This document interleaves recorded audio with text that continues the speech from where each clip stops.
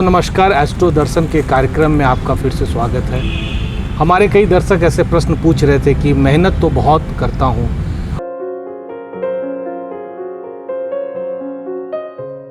लगातार मेहनत करने के बाद सफलता के जिस समय हमें सफलता मिलनी चाहिए उस समय हमें सफलता नहीं मिल सकती। हमारे साथ हैं आचार्य शिशिर पाठक जी।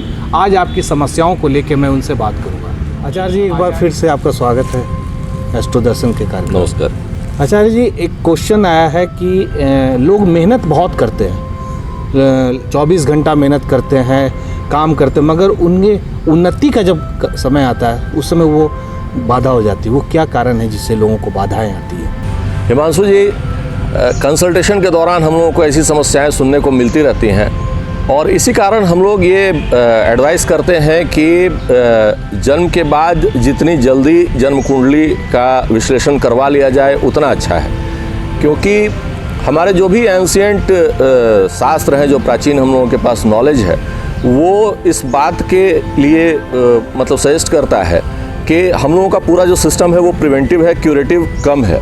मतलब चीज़ों को होने से ही रोका जाए, कुछ बुरा हो उसको होने से रोका जाए, ये बेहतर है बनिस्पत की कुछ हो उसके बाद उसका उपाय किया जाए। तो जन्म कुंडली भी आपको एक गाइड की तरह सहायता करता है कि आपके जीवन में किस क्षेत्र में, एजुकेशन में या पैसे के कमाने के क्षेत्र में या भाग्य के द्वारा किस तरह से आपको रुकावट आ सकती है या क्या आपको परेशानियाँ, या सब कुछ ठीक है तो पर्सनल लाइफ में प्रॉब्लम्स है।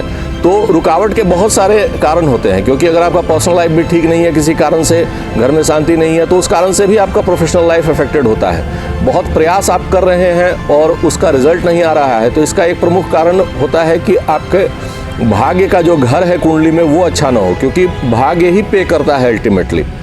और फिर लग्न को देखना, फिर पंचम भाव को देखना। तो दूसरा ये भी डिपेंड करता है कि आप नौकरी करते हैं या व्यवसाय करते हैं। नौकरी में कुंडली का 10वां घर बहुत इंपॉर्टेंट है, क्योंकि वो आपके सुपीरियर्स को दर्शाता है। आप बहुत अच्छा काम करें और आपके सुपीरियर्स उसको रिकॉग्नाइज ना करें, अप्रिशिएट ना करें, बात आगे तक ना बढ़ाएं, तो उसके कारण भी आपको समस्या हो सकती है। तो इन सब चीज़ों से बचने के लिए, या ऑलरेडी अगर ये हो रहा है आपके साथ, तो जन्म कुंडली का एनालिसिस किसी विद्वान से करवाएं और उससे संबंधित उपाय करें। और जो लोग इससे बचना चाहते हैं या अपने बच्चों को बचाना चाहते हैं कि इस तरह अभी तो चीज़ें ठीक चल रही हैं और आगे इस तरह की समस्या उनके साथ ना हो, तो उन्हें पहले से ही जन्म कुंडली का विश्लेषण करके सतर्क रहना चाहिए। तो ये है, जैसा कि आपने बताया कि कुंडली का विश्लेषण कर लेना चाहिए बहुत पहले। अब प्रश्न उठता है कि बहुत पहले मतलब किस समय?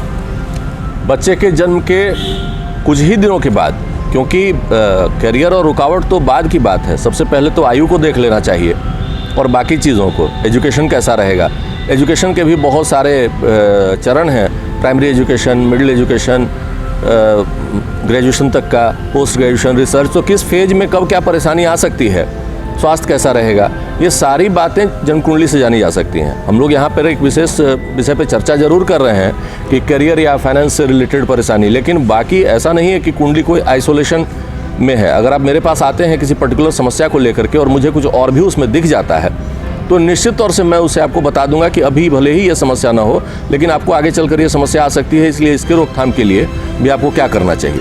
मतलब कहने का मतलब है कि जो कुंडली है एनालिसिस कर देता है कि इस समय आपको बाधा आने हैं। निश्चित तौर से देखिए, कुंडली के एनालिसिस में 3 चीज़ें बहुत ही प्रमुख हैं। एक तो आपका जन्म कुंडली, जो मेन लग्न जन्म कुंडली है, जो कि माँ और बच्चे को जब अलग किया गया, जब टेक्निकली बर्थ हुआ किसी का, तो आसमान की क्या स्थिति थी, कौन से ग्रह कहाँ थे, किस राशि में, किस नक्षत्र में। एक तो वो हो गया, वो तो फिक्स चीज़ है, वो कभी चेंज नहीं होगा।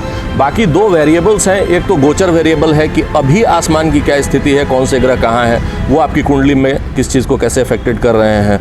और दूसरा है कि दशा, महादशा इसको बोलते हैं, तो वो सबसे इम्पॉर्टेंट है। आपके जिस ग्रह की महादशा चल रही है वही ग्रह आपको रेगुलेट कर रहा है, उसी हिसाब से आपको फल मिल रहा है।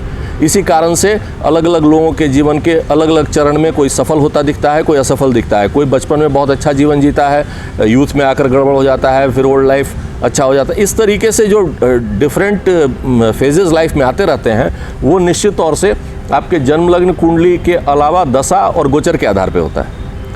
इसीलिए ये हम लोगों का ये प्रयास है आप लोगों को जानकारी दें कि सही स्टेप्स लें, जन्म कुंडली का एनालिसिस करवाएं, उपाय करें और ताकि आपको नवग्रहों के द्वारा को आपकी उन्नति में कोई बाधा न क्रिएट किया जा सके। तो हम अपने दर्शकों से ये कहना चाहेंगे कि अगर आपके ग्रह कहीं बाधा दे रहे हैं आपकी उन्नति में, तो ज़रूर पहले आप अपनी जन्म कुंडली का एनालिसिस कराएं।